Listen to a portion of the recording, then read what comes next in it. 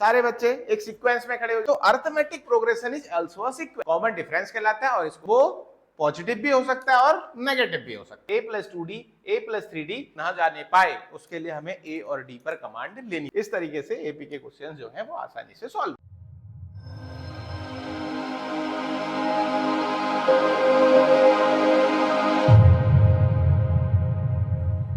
Hello learners, स्वागत है आपका आपके अपने YouTube चैनल प्लस लर्निंग में। मैं हूं आपका मैथ्स मेंटोर एस.सी. पांडे। तो चलिए आज हम शुरू करते हैं अरिथमेटिक प्रोग्रेशन। ठीक है, तो क्लास 10th चैप्टर नंबर 5, ठीक है, अरिथमेटिक प्रोग्रेशन। तो अब हम अरिथमेटिक प्रोग्रेशन के बारे में चर्चा करते हैं। तो व्हाट इज एपी? तो सबसे पहले हम शुरू करते हैं एपी क्या है, ठीक है ना। एपी क्या है, तो हम पहले बात करते हैं व्हाट इज एपी। तो एपी क्या है? एक सीक्वेंस है, ठीक है। एपी क्या है? एक सीक्वेंस है।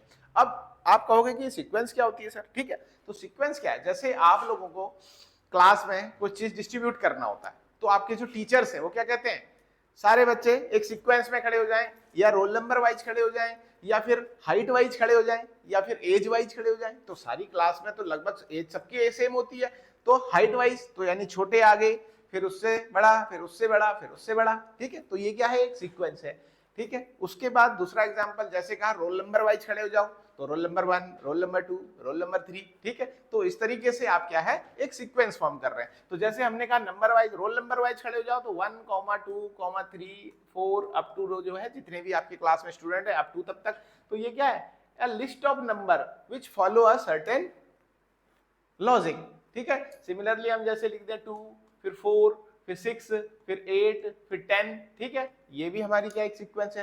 तो ऐसे लिस्ट ऑफ नंबर्स जो किसी भी लॉजिक से लिखे जा सके, तो ऐसी चीजों को हम क्या कहते हैं? सीक्वेंस कहते हैं। समझ में आ गई बात? नाउ अरिथमेटिक प्रोग्रेशन क्या है? ठीक है, तो arithmetic progression is also a sequence, ठीक है। तो वो क्या है देखते हैं डेफिनेशन के हिसाब से। तो डेफिनेशन है arithmetic progression, the list of numbers in which each term in the list is obtained by adding a fixed number to the preceding term, ठीक है। तो अब एपी क्या कह रही है आपसे कि एपी क्या है? लिस्ट ऑफ नंबर्स है, यानी कि again AP is a sequence in which जो भी आपका सीक्वेंस लिखा जाएगा वो कैसे लिखा जाएगा? Each term in the list obtained by adding a fixed number two the preceding term, ठीक है। तो जो भी नंबर लिखा जा रहा है वो क्या है? उसके प्रीसीडिंग टर्म में जोड़ा जा रहा है, जो पीछे वाला टर्म है।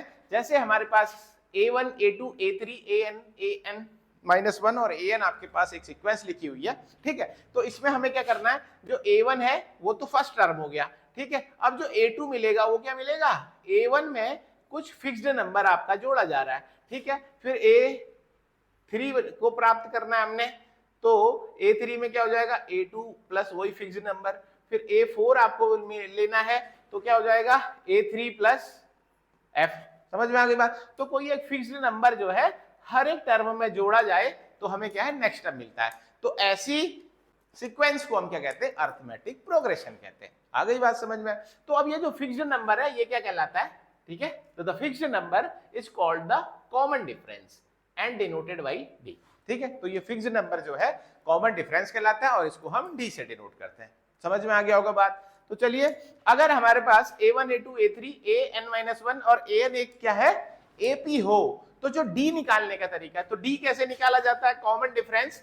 तो हम क्या करते हैं? जो a2 a1 है, या an-1 है, या a4 a3 है, तो किसी भी टर्म को ले लो और उससे एक पिछला टर्म, ठीक है। जैसे चौथा है तो उसमें से तीसरा घटा दो, पांचवा है तो चौथा घटा दो, नवा है तो आठवां घटा दो, तो हमें क्या मिल जाएगा?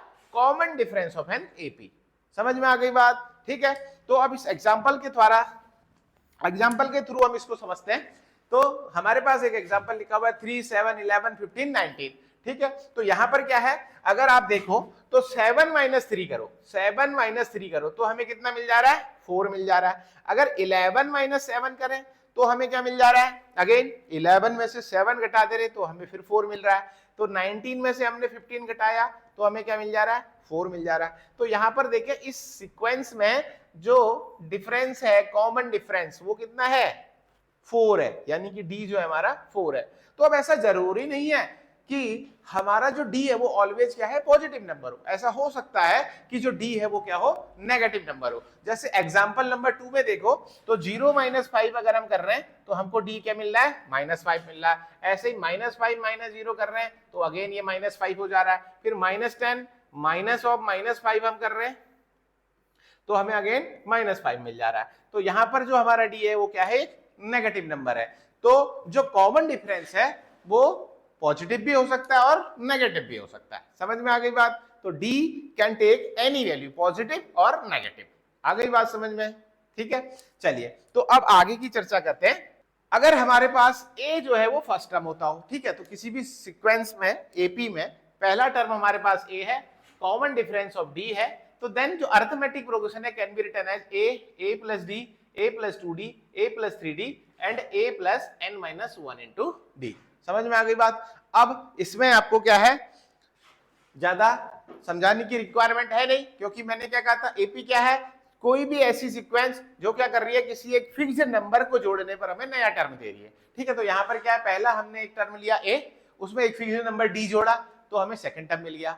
फिर हमने क्या है, ए प्लस डी में फिर डी जोड़ा तो ए प्लस डी कितना हो जाएगा, ए प्लस 2d। ठीक है, ए प्लस 3d अगला टर्म हो जाएगा। सिमिलरली जो हम nth टर्म की बात करें तो a plus n - 1 into D हमारा क्या हो जाएगा, nth टर्म हो जाएगा। ठीक है, तो चलो इसको देखते हैं। तो हमारे पास पहला टर्म a था, अब इसमें हमने एक फिक्स्ड नंबर जोड़ दिया d, तो हमें क्या मिल गया, सेकेंड टर्म मिल गया। अगेन a प्लस d में हमने फिर क्या, एक वही फिक्स्ड नंबर d जोड़ दिया तो हमें क्या मिल गया, a प्लस 2d मिल गया। ठीक है, ऐसे ही a प्लस 2d में फिर हमने क्या करा, d जोड़ दिया तो हमें क्या मिल गया, a प्लस 3d मिल गया। तो इस तरीके से हम क्या है, नेक्स्ट टर्म को लिख सकते हैं और एपी को फॉर्म किया जा सकता है। तो समझ में आ गई बात? तो in general AP can be written as, तो ये जो हमने एपी लिखी है, in general AP can be written as A plus D, A plus 2d, A plus 3d up to a plus n - 1 into d. Clear है बात? ठीक है, चलो तो अब हम बात करते हैं nth टर्म ऑफ एपी। अब देखो यहां पर हमारे पास ए टर्म है, ए प्लस डी, ये सेकंड टर्म हो गया, ये हमारा थर्ड टर्म हो गया, ये फोर्थ टर्म हो गया, ये nth टर्म हो गया। ठीक है, तो अगर हम नोटिस करें तो हमारे पास ये क्या है, पहला टर्म। तो मैं दोबारा से लिख लेता हूं, ए क्या है, फर्स्ट टर्म है, ये है आपका फर्स्ट टर्म। ठीक है, ए प्लस डी ये हमारे पास क्या है, सेकेंड टर्म। ए प्लस 2d, ठीक है, ये हमारे पास है थर्ड टर्म। ठीक है, और a प्लस 3d ये हमारे पास है फोर्थ टर्म। तो अगर आप देखो तो सेकंड टर्म में जो कोफिशिएंट ऑफ d है वो कितना है, 1 है। थर्ड टर्म में कोफिशिएंट ऑफ d कितना है, 2 है। फोर्थ टर्म में कोफिशिएंट कितना है, 3 है। ठीक है, तो ऐसे ही अगर हम nth टर्म लिखें, ठीक है, nth टर्म लिखें तो हमारे पास d का जो कोफिशिएंट हो जाएगा वो क्या, n में से एक कम, तो n - 1 इंटू डी। तो इसी को हम क्या कहते हैं, nth टर्म कहते हैं। तो ये मैंने याद करने की टेक्निक बता दी कि जो भी टर्म आप लिख रहे हो उसमें जो डी का कोफिशिएंट होगा उससे एक कम होगा। ठीक है, जैसे सेकंड टर्म में a plus D, third term में a प्लस 2d, तो थर्ड टर्म है और d का कोफिशिएंट कितना हो रहा है, 2। ठीक है, ऐसे ही अगर nth टर्म हम लिख रहे हैं तो जो d का कोफिशिएंट होगा वो क्या होगा, n में से एक कम, यानी कि n - 1 हो जाएगा। आ गई बात समझ में? ठीक है, तो चलो अब इसको हम कोट करते हैं। If we take first term of an AP as A and the common difference as D, ठीक है, तो हमने क्या है, पहला टर्म A ले लिया, कॉमन डिफरेंस D ले लिया, then nth term of the AP will be given by A plus n minus 1 into D। ठीक है ना, तो यहां पर जो A है वो फर्स्ट टर्म हो गया, n क्या है, यहां पर कोई भी नंबर हो सकता है। ठीक है, कोई भी नंबर ऑफ टर्म हो सकता है, और D हमारे पास क्या है, कॉमन डिफरेंस है। समझ में आ गई बात? और ये जो है फर्स्ट टर्म हो गया। ठीक है, अब nth टर्म होता क्या है इसको समझते हैं। तो nth टर्म क्या होता है, ऐसा टर्म जिसके बेसिस पर हम क्या है, सारी की सारी एपी लिख सकें। ऐसे टर्मों को हम क्या कहते हैं, nth टर्म कहते हैं। क्लियर है बात? तो अब हम इस एक्सप्रेशन के थ्रू सारे के सारे टर्म लिखने की कोशिश करते हैं। तो हमारे पास n की वैल्यू हमने 1 रख दी। ठीक है, तो यहां पर क्या हो जाएगा, a1 हो जाएगा, तो ये हो जाएगा a plus 1 - 1 into D, which is equal to क्या हो गया, ये a हो गया, यानी कि पहला टर्म मिल गया हमको। देखो बच्चों, n 1 रखने पे n इक्वल टू 2 रखा तो a2 मिल गया, A2 यानी कि A plus 2 minus 1 into D which is equal to A plus D. ठीक है, तो अभी हमारे पास यहाँ पर कोई न्यूमेरिकल वैल्यू नहीं है, तो हम जर्नल एपी जो हमने लास्ट स्लाइड में लिखी थी वही सारी स्लाइड हमारे यहाँ पर तैयार हो रही है। n इज इक्वल टू 3 रख देंगे हम इसमें, तो हमारे पास क्या आ गया, A3 is equal to A plus 3 minus 1 into D which is equal to A plus 2d।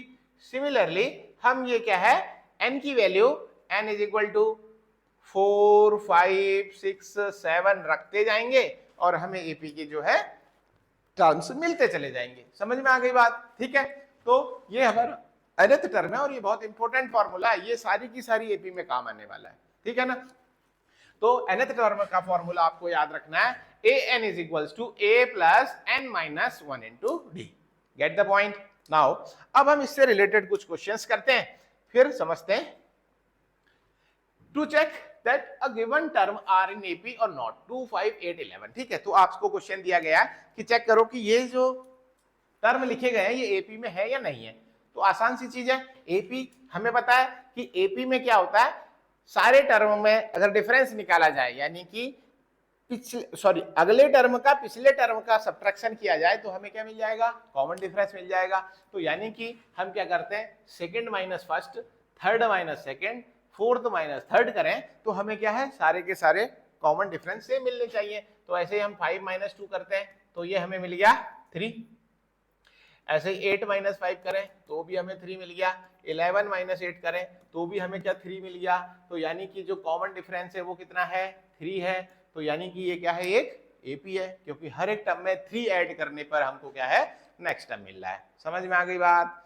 ठीक है, नाउ अब हमारे पास अगला क्वेश्चन है, द वैल्यू ऑफ के for which the given series in AP और नॉट। ठीक है, तो आपको ये करना है, सॉरी ये वैल्यू निकालनी है के की, कि जिससे ये जो 3 नंबर आपको दिए गए ये क्या है, एपी में हो जाए। तो हम जानते हैं एपी क्या होता है, a2 minus a1 is equals to क्या हो जाता है, a3 माइनस a2।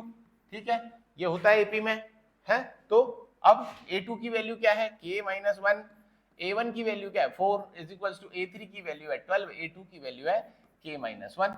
ठीक है, तो यहां पर से हमने क्या करा, सिंप्लीफाई कर दिया, k माइनस 5 ये हो गया 12 माइनस माइनस प्लस 13 माइनस के, इस के को इधर भेज देते हैं तो k और k हो गया 2k और ये 5 इधर चला जाएगा तो हो गया ये 18। तो k इज इक्वल्स टू हो गया हमारे पास 9। ठीक है, तो 9 हमारा आंसर हो गया। तो ऑप्शन नंबर बी जो है इस एमसीक्यू का आंसर हो गया। Very simple. ठीक है, तो आपको ध्यान रखना है एपी में क्या है, हमेशा डी पर काम करना है। तो देखो एपी का क्वेश्चन जब भी सॉल्व करना है तो आपको ये ध्यान रखना है कि हमारे पास ए हो जाए और डी आ जाए। तो किसी भी तरीके से, किसी भी लॉजिक से आपको कोशिश करनी है कि ए निकालना है या डी निकालना है, यानी कि फर्स्ट टर्म ऑफ एपी आपको पता चल जाए और कॉमन डिफरेंस ऑफ एपी आपको पता चल जाए तो आप एपी का क्वेश्चन आसानी से सॉल्व कर सकते हो। चलिए अगला question, P Q R N S in AP then R minus Q की वैल्यू निकालनी। अब ये कह रहा है कि आपसे जो पी है, क्यू है, आर है और एस है, ये चारों टर्म हमारे क्या है, एपी में है। ठीक है, आर इन एपी। तो अब ये जब एपी में है तो हमें पता है कि second minus first, third minus second और फोर्थ माइनस थर्ड जो है वो सब इक्वल होंगे। तो अब देखो आपसे पूछा आर माइनस क्यू, तो यानी कि ये पूछा गया आर माइनस क्यू किसके इक्वल होगा। तो किसके इक्वल है, क्यू माइनस पी। यहाँ पर ऑप्शन दिए गए हुए हैं, नहीं दिए गए। तो एस माइनस आर दिया गया, S minus P, S minus Q, S minus R. तो यानी कि जो सी हमारा ऑप्शन है यहाँ पर अवेलेबल है। तो एस माइनस आर जो है equivalent to R minus Q. Got the point? ठीक है, तो अगेन फिर हमने डी का लॉजिक लगाया यहाँ पर।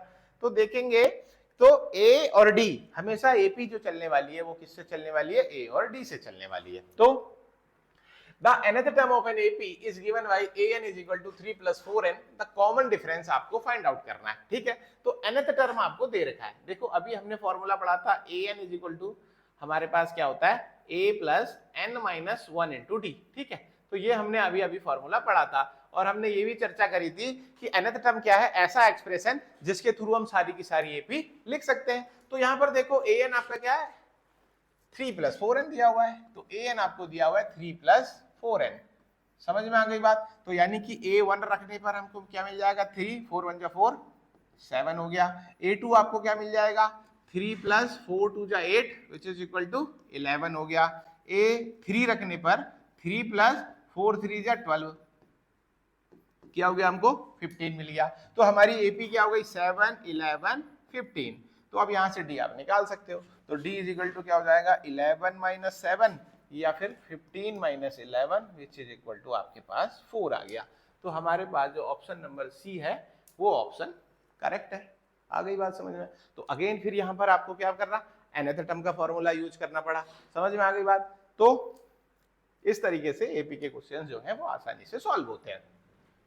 अब आपसे कह रहा है कि the 10th term of an AP -5 -10 -15 और -1000, ठीक है। तो आपको कह रहा है कि यहाँ पर A10 निकालो, ठीक है। तो आपने कैलकुलेशन क्या करनी है, A10 की कैलकुलेशन करनी है।